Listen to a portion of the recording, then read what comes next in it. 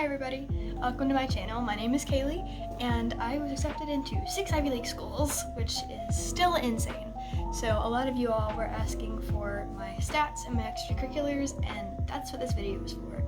I want to preface this by saying I didn't pay for anybody to help me with my applications. I didn't pay for people to help me with my tests. I self-researched and self-studied for all of this, and that means you can too. But don't forget that you're worth way more than your test scores and your extracurriculars. Your test scores may open these doors, and your extracurriculars are, and your essays and all of those, your personality are the way to walk through that door. But if you don't get the opportunity, that's okay. If colleges don't accept you, then they don't deserve you. So remember that your self-worth is worth more than all of these colleges, and you are super cool and super unique and awesome. So without further ado, let's get into the stats video. So for the basics, I took the ACT test twice and the SAT once. We got the SAT for free during a school day, and I fell asleep. And I made a 770 on the math, a 680 in the reading and writing, so that was a 1450 composite. On the PSAT, I made a 1440, so it only improved 10 points, which isn't great, but it is what it is. I really didn't end up submitting my SAT to most places unless they required all of your test scores, which some schools did.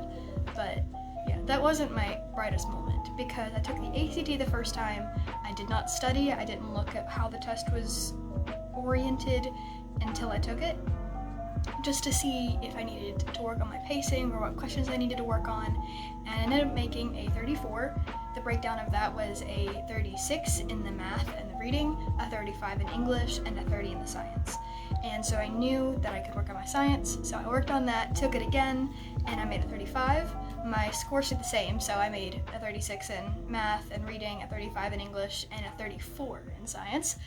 And I know that if you do the math, that means if I would have brought it up one more point, I would have had a 36 composite, which still haunts me to this day, but it's fine. I took the 35. I've taken 6 APs, 3 junior year and 3 my senior year. Actually, at the beginning of my junior year, our school only offered 4 APs. And yes, I know you're wondering, how did you take 6 if you were only offered 4? So my junior year, I took AP Bio, AP English Language, and AP US History. And the only other one that they offered was AP Literature, but we convinced my calculus teacher to get his AP Calc certification, and I took AP World History online this year, which is probably the dumbest decision I've ever made, but it is what it is. So last year on those 3 tests, I made a 4 in biology, a 4 in English language and composition, and then a 3 on history. So I didn't make all 5s.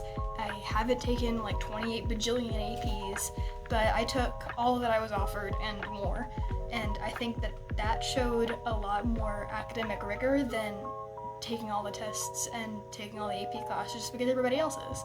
My high school is not competitive. They pay more attention to our football team than they ever could to our academics. And so I did the best that I could with what I had. My GPA ended up being a 4 unweighted and a 4.35-ish weighted. Also, for tests, I took the 2 SAT subject tests just because I think Harvard wanted them. And I really didn't study too hard for them. That's going to be a pretty big theme for this video, is that I really didn't study for any of these tests, which isn't smart, but I did get a lot of sleep the night before, and that's what matters. So I made a 720 on the math 2 and a 710 in the literature. So, I mean, those aren't 800s, but they're pretty good scores. I'm pretty proud of them, but yeah, they could be a lot better. So yeah, let's move on to extracurriculars. Alright, so for honors, I filled out all 5. My first one was that I'm a National Merit semi-finalist. Now I'm a finalist, hopefully a scholar soon. My second one is that I got the Outstanding Academic Achievement Award for a female band member, which means I had the highest GPA of any female band member in the entirety of West Virginia. So that was super cool. I got to be announced at the state championship football game, so that was kind of fun. My third honor was that I was an AP scholar, just because I passed all 3 of my AP exams my junior year. My fourth one, this is one that I talked about a lot in my additional information section. I was named a GHA representative. So GHA is the Governor's Honors Academy. It is the last governor's school that you could take in West Virginia between your junior and your senior year. And as a representative, I had to do a little bit of like a campaign process. I had to sign up, I had to do a little bit of campaigning, talk to people, and then I had to make a speech.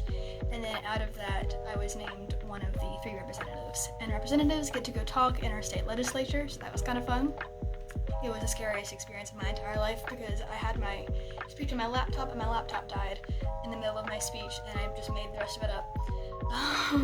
So that was terrifying, but that was my 4th academic honor, I guess. And then my 5th one is Poetry Out Loud. I competed Poetry Out Loud junior and senior year.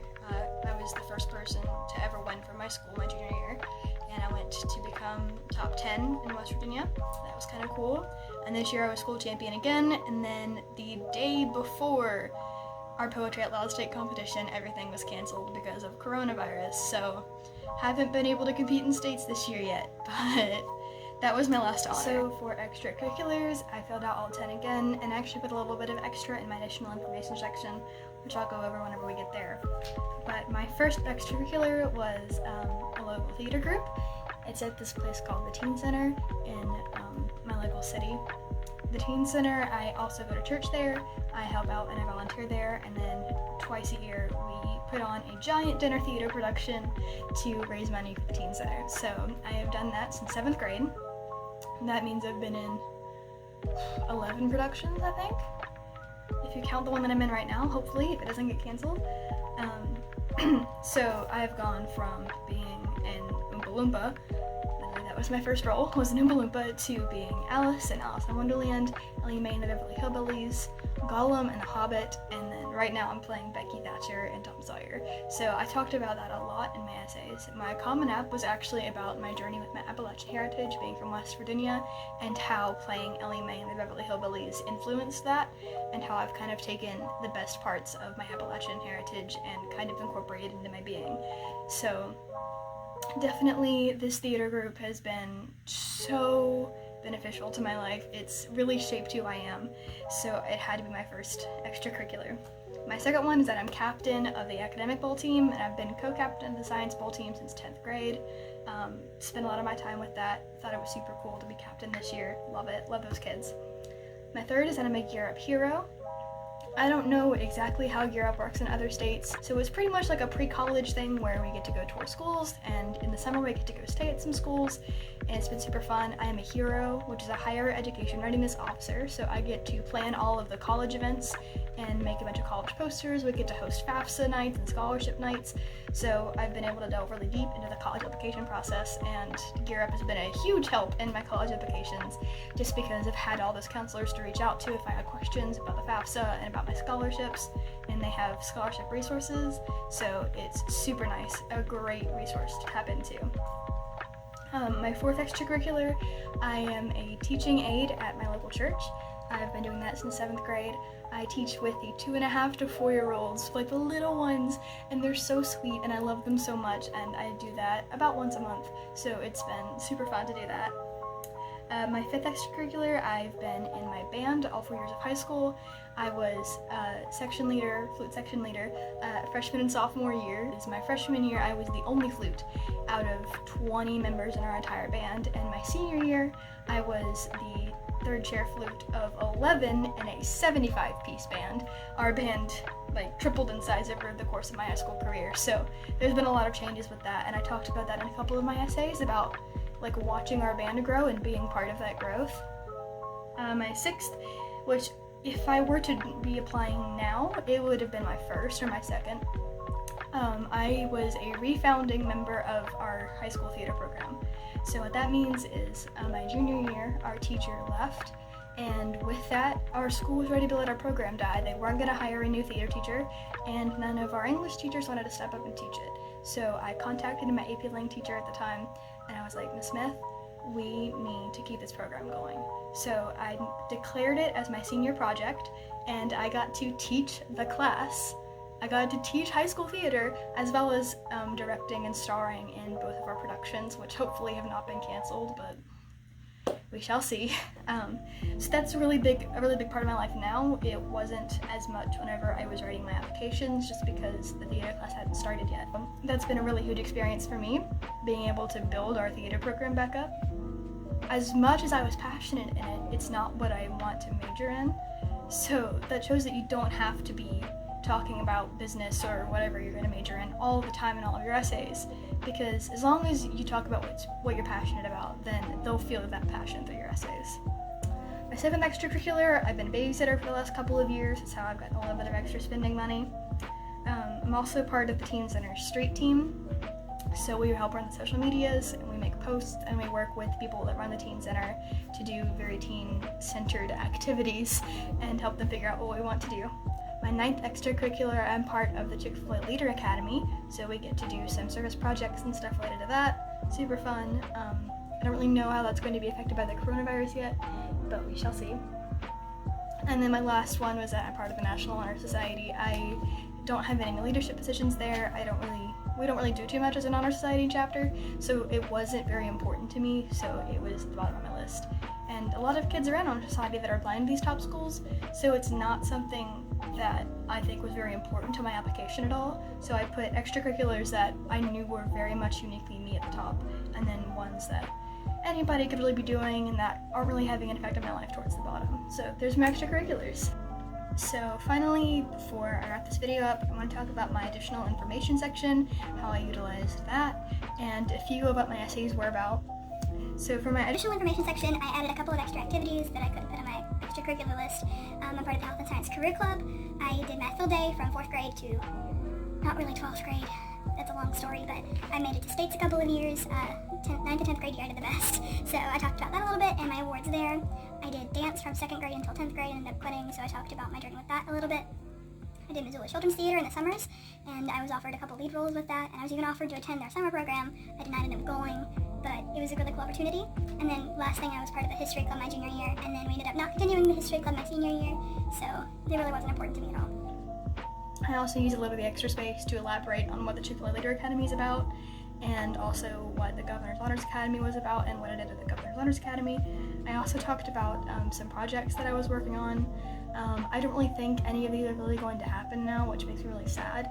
I was founding a tutoring program with a local middle school where we did a lot of hands-on, out-of-the-box activities to get them out of a traditional classroom setting. Super fun, kind of like what I did in gifted class when I was little, but for a little bit of an older generation, I guess. That's what I used my additional information section for.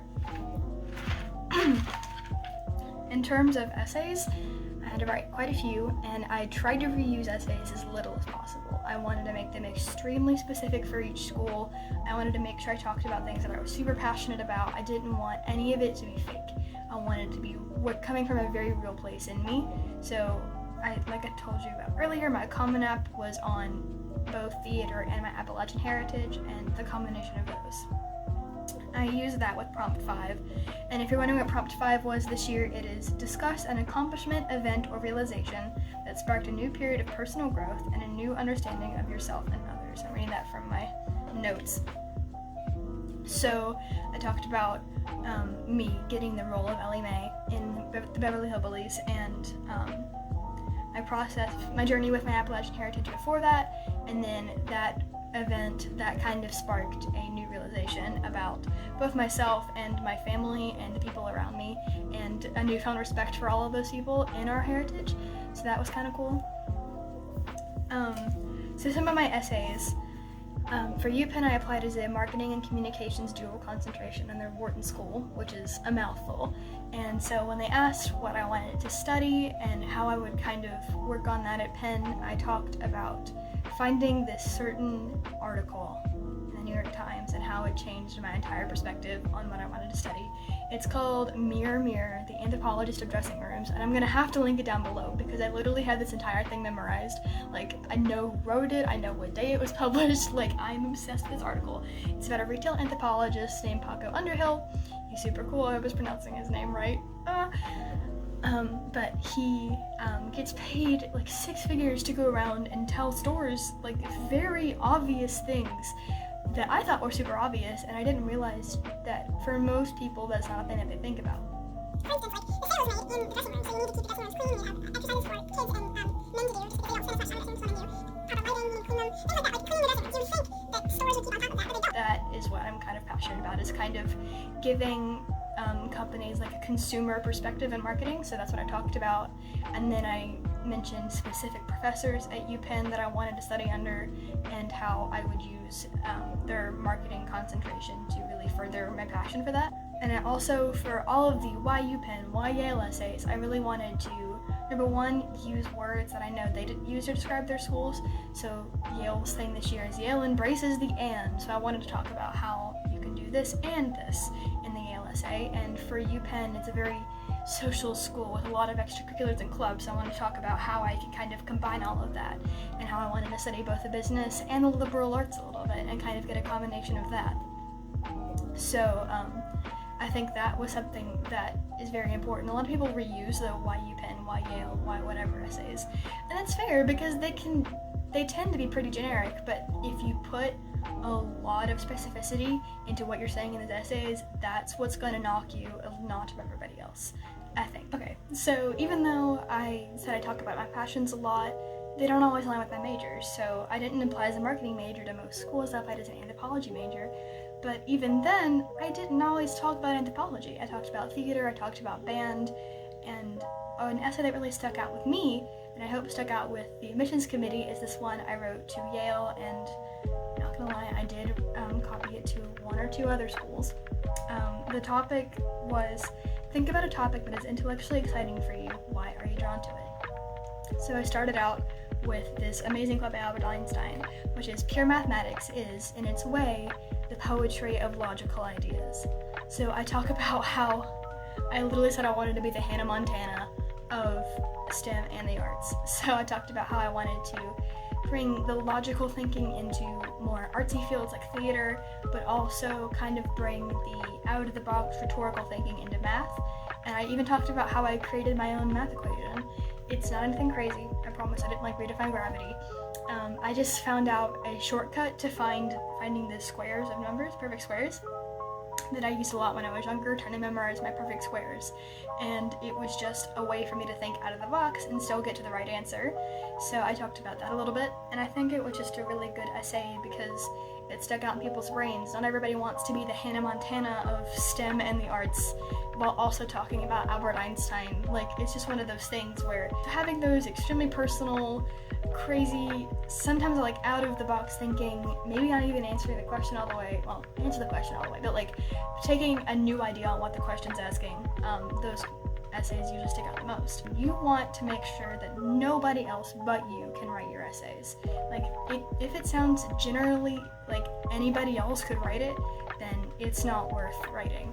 You need to make sure that it sounds like nobody else but you could have said these words. And if that means that you're not using crazy, huge vocabulary words all the time, and you're not using pulchritudinous in every other sentence, that's fine. If that's who you are, then let that show through your application. Your personality should shine through much more than you trying to fit yourself into a box for these Ivy League schools. I am not what every Ivy League probably wants to look for. I'm a kid from West Virginia. I didn't start my own business. I didn't do all these crazy things. I've never taken a business class, and I've gotten into the #1 business school in the country. It doesn't matter where you're coming from. It matters how you present yourself and if your passion and your personality shine through in your essays. So with that being said, I'm going to wrap up this video. Thank you all so much for watching. Leave a like, comment, subscribe, do all those fun YouTube things. I've been watching way too much Little Simsy. Anyway, with that being said, I'm also going to upload a video within the next couple of weeks of where I've decided to go to college. I have not committed yet, but I have pretty much made a decision. It's probably pretty obvious, but you can guess in the comments down below if you'd like. Thank you all so much for watching. I wish you all luck on your college applications. Remember, you're going to end up wherever you're meant to go. So thank you all so much, and I will talk to you all soon. Bye!